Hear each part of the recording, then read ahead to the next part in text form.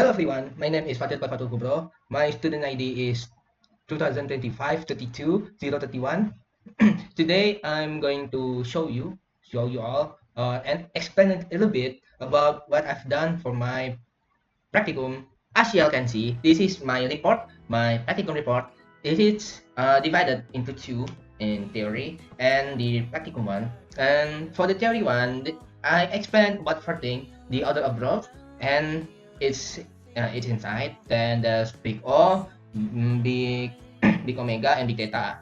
Now each of them have their own example question or equation that and the one that I explained really long is the one on the big O because it's pretty much the same for all of them, just different rules. But because the main idea is the same, that's why I only explain it on the big O.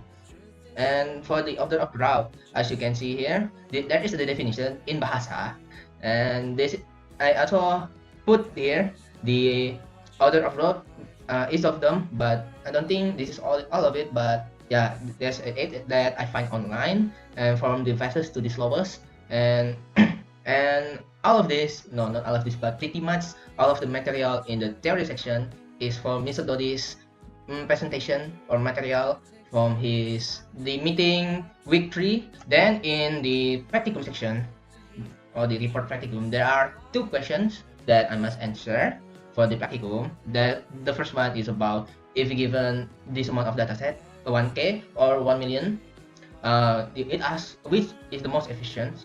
And in processing data, is it the linear one or n or the logarithmic one, the log n? And it asks to show it in the form of coding. And this is the pretty much, I'm going to explain it after this, okay? And oh yeah, this is the result. And there are, on the second question, there are 5 equations that I must solve. All of them is big O questions. And yeah, you can see all of this. Now let me explain the first one. Because in semester 1 we are taught to use C++ by Mr. Nasil.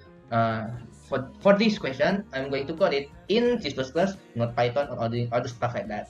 Okay, and as you can see for the void one, it consists of this here, the algorithm for linear, and there's also the algorithm to count the logarithmic one. And as you can see, for the logarithm one, I'm going to use basis 2, I think. Yeah, I think that's the right one. Basis 2 for the logarithm. And now we can just run the code and see. Okay, this is the result. As you can see, it runs 1000 elements, and in the linear one, it counts all of them. But in the logarithm one, it's only does 9 of them. And it's the same for the for the 1 million one. As you can see, for the linear one, it did all of them, but for the logarithm one, it only did 19 of them. Because of this, that's why in the practicum report, I explained that the one that I think that the most efficient is the logarithmic one, the logarithmic one, because it does lesser operation than the linear one. Because and for the linear one, it's basically just open all of them one by one, read them one by one. But on the logarithmic one, it's like you open a book but open the middle and see the word or search the data, and you half it again from the half of the book, and then you read, and then you half it again until there's no more page to half to see. That's why it does less operation than the linear one. Okay, back to my report document. I'm going to explain it number 2. For pretty much the 5 of them, the main idea is the same, but that's a bit of difference. But I'm going to explain only 3 of them, and that is the last 3 of them. Okay, the first one is for the number C. To solve it, we are first gonna define it first. That is, define the function. That is this. Then we are going to define the dominant. That is this n squared. After that, we are going to search for the boundary. Now, to set the boundary, there are 2 ways. For this particular question, we can divide it into 2 parts like I did here, or we can just do it as 1 part.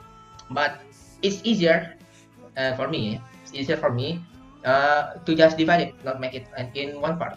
That's why there are 2 of these. And the first thing we do, we put the we put the 100 n here, then less than equal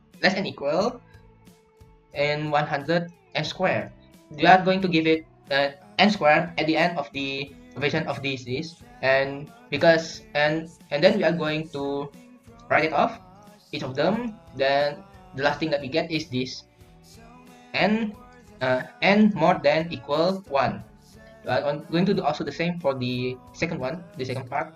After we get that both of them has the same output, we can conclude it that the n0 is 1.